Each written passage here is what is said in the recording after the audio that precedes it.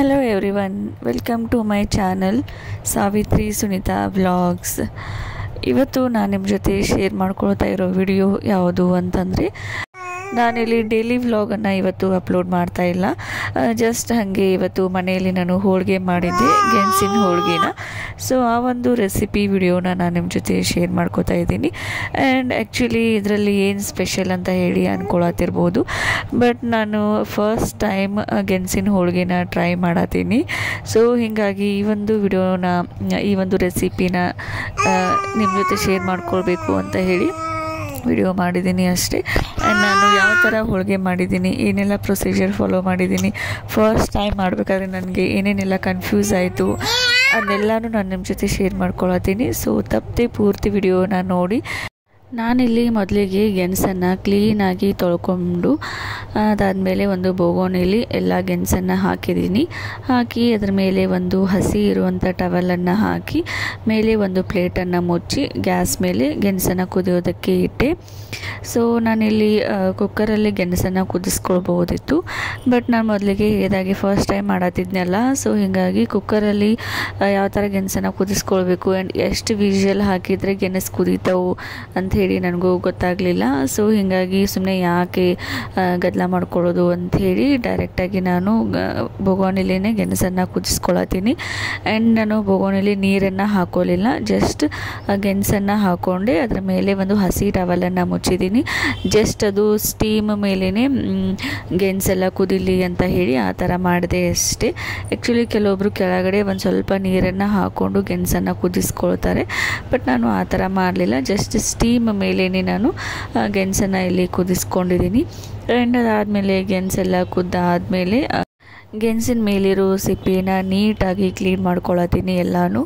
So ಎಲ್ಲನೂ ಸಿಪ್ಪೆನ ತೆಗೆದುಕೊಂಡಾದಮೇಲೆ ಒಂದು ತುರಿಯೋ ಮನೆಯನ್ನು ತಗೊಂಡು ಗೆಣಸನ್ನು ಏನು ಮಾಡ ನೀಟಾಗಿ ಕ್ಲೀನಾಗಿ ಪೇಸ್ಟ್ ಆಗೋ ಥರ ಅದನ್ನು ತುರ್ಕೊಳ್ಬೇಕು. ಆ್ಯಕ್ಚುಲಿ ನಾನಿಲ್ಲಿ ಹೇಳಬೇಕಂತಂದರೆ ನಾನು ತವ್ರ ಮನೆಯಲ್ಲಿ ಇದ್ದಾಗ ಒಂದು ಸಲನೂ ಹೋಳಿಗೆನ ಮಾಡಿಲ್ಲ, ಯಾವುದೇ ಹೋಳಿಗೆನೂ ಮಾಡಿಲ್ಲ. ಅಂದರೆ ಬೇಳೆ ಹೋಳಿಗೆನೂ ಟ್ರೈ ಮಾಡಿಲ್ಲ, ಗೆಣಸಿನ ಹೋಳಿಗೆನೂ ಟ್ರೈ ಮಾಡಿಲ್ಲ. ಸೊ ಆ್ಯಕ್ಚುಲಿ ನಾನು ಅಲ್ಲಿ ಅಡುಗೆ ಮಾಡಿದ್ದೇನೆ ಕಡಿಮೆ. ಆ್ಯಂಡ್ ನಮ್ಮಮ್ಮನೂ ಜಾಸ್ತಿ ಯಾವುದೂ ಅಡುಗೆ ಮಾಡೋದಕ್ಕೂ ಹಚ್ತಾ ಇರಲಿಲ್ಲ. ಆ್ಯಂಡ್ ಅವರು ಹೇಳ್ತಾ ಇರಲಿಲ್ಲ ಅಡುಗೆ ಮಾಡು, ಅದು ಮಾಡಿರಿ, ಇದು ಮಾಡಿರಿ, ಕೆಲಸ ಕಲ್ಕೋರಿ ಅಂತ ಯಾವಾಗೂ ಹೇಳಲಿಲ್ಲ. ಸೊ ಅವ್ರಿಗೂ ಗೊತ್ತಿತ್ತು ಅಂತ ಅನಿಸುತ್ತೆ, ಗಂಡನ ಮನೆಗೆ ಹೋದ್ಮೇಲೆ ತಂತಾನೇ ಎಲ್ಲ ಕೆಲಸ ಬರ್ತೈತಿ ಅಂಥೇಳಿ. ಸೊ ಹೀಗಾಗಿ ಅವರು ನಮಗೆ ಯಾವುದು ಜಾಸ್ತಿ ಕೆಲಸನೂ ಹಚ್ತಾ ಇರಲಿಲ್ಲ ಆ್ಯಂಡ್ ಅಡುಗೆ ಕೆಲಸನೂ ಹಚ್ತಾ ಇರಲಿಲ್ಲ. ಸೊ ನಾವು ಆರಾಮಾಗಿ ಕಾಲೇಜ್ ಹೋಗೋದು, ಬರೀ ಸ್ಟಡಿ ಆಯಿತು, ನಮ್ಮ ಅಭ್ಯಾಸ ಆಯಿತು, ನಮ್ಮ ಕೆಲಸ ಆಯಿತು, ಇಷ್ಟರಲ್ಲೇ ನಮ್ಮದು ಲೈಫನ್ನು ಕಳೆದು ಬಂದಿದ್ದೀನಿ ಅಷ್ಟೇ. ಯಾವುದೂ ನಾನು ಕೆಲಸ ಮಾಡ್ತಾನೆ ಇರಲಿಲ್ಲ ಅಲ್ಲಿ.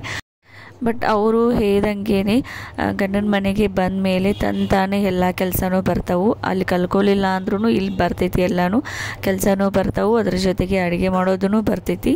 ಸೊ ಹೀಗಾಗಿ ನಾ ಆಲ್ಮೋಸ್ಟ್ ಎಲ್ಲ ಅಡುಗೆ ಮಾಡೋದಕ್ಕೂ ಕಲ್ತೀನಿ ಇಲ್ಲಿ ಬಂದ ಮೇಲೆ. ಆ್ಯಂಡ್ ಲಾಸ್ಟ್ ವಿಡಿಯೋದಲ್ಲಿ ನಾನು ಬೇಳೆ ಹೋಳಿಗೆ ಮಾಡಿರುವಂಥ ರೆಸಿಪಿನೂ ಹಾಕಿದ್ದೀನಿ. ಸೊ ಅವಾಗೂ ಹೇಳಿದ್ದೆ ಫಸ್ಟ್ ಟೈಮ್ ನಾನು ಬೇಳೆ ಹೋಳಿಗೆನ ಟ್ರೈ ಮಾಡತ್ತೀನಿ ಅಂಥೇಳಿ. ಆವಾಗ ಆ ಒಂದು ವಿಡಿಯೋನ ನಮ್ಮಮ್ಮ ಮತ್ತು ನಮ್ಮ ಕಾಕು ಇಬ್ಬರು ನೋಡಿ ನಂಗೆ ಕಾಲ್ ಮಾಡಿದರು. ಯಾವಾಗ ಹೋಳಿಗೆ ಮಾಡೋ ಕಲ್ತ್ಕೊಂಡಿಯಾ, ನಮ್ಗೆ ಗೊತ್ತೇ ಇಲ್ಲಲ್ಲ, ಹೋಳಿಗೆ ಭಾಳ ಚಂದ ಮಾಡಿ, ಚಲೋ ಆಗಿದೆ ಹೋಳಿಗೆ, ಎಷ್ಟು ಪರ್ಫೆಕ್ಟಾಗಿ ಮಾಡಿದೀಯಾ ಅಂತ ಹೇಳಿದರು. ಸೊ ನಮ್ಗೆ ಯಾವಾಗ ಈ ಥರ ಹೋಳಿಗೆನ ಮಾಡಿಕೊಡ್ತಿ, ಯಾವಾಗ ನಮ್ಮ ಹೋಳಿಗೆ ತಿನ್ನಿಸ್ತೀಯಾ ಅಂತ ಹೇಳಿ ಫುಲ್ ಕಾಮಿಡಿ ಮಾಡಿದರು. ಅವ್ರಿಗೆ ಹೇಳಿದೆ ಹೋಳಿಗೆ ಬೇಕಂತಂದರೆ ಇಲ್ಲೇ ಬರ್ರಿ ಹೈದ್ರಾಬಾದ್ಗೆ ಅಂತ ಹೇಳಿದ್ನಿ. ಸೊ ಎಲ್ಲರೂ ಖುಷಿಪಟ್ಟರು, ಅಡುಗೆ ಮಾಡೋದಕ್ಕೆಲ್ಲ ಥರ ಕಲ್ತಿದ್ದೀನಿ ಅಂತ ಹೇಳಿ. ಆ್ಯಕ್ಚುಲಿ ಇಲ್ಲಿ ಅಡುಗೆ ಅನ್ನೋದು ಒಂದು ಕಲಾತ್ಮಕ ಕುಸುರಿ. ಎಲ್ಲರೂ ಹೇಳ್ತಾರೆ ಕುಕ್ಕಿಂಗ್ ಅನ್ನೋದು ಒಂದು ಕಲಾತ್ಮಕ ಕುಸುರಿ ಅಂತ ಹೇಳಿ.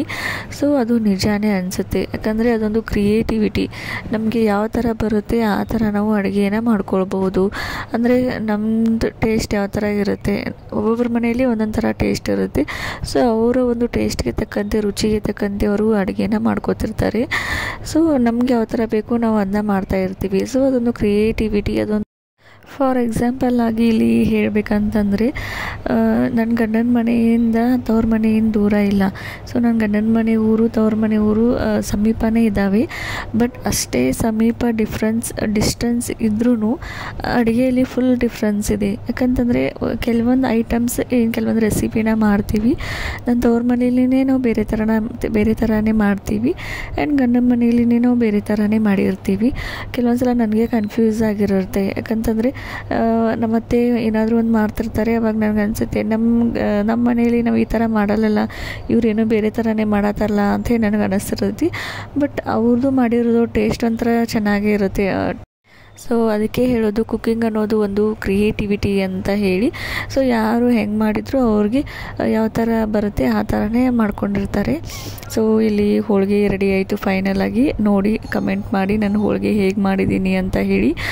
ಸೊ ಯಾರಿಗೆ ಬೇಕಾದರೆ ಹೇಳಿ ಕೊಟ್ಟು ಕಳಿಸ್ತೀನಿ ಹೋಳಿಗೆನ. ಸೊ ಇದಾಗಿತ್ತು ನನ್ನ ಒಂದು vlog. Thank you so much for watching my YouTube channel. Thank you.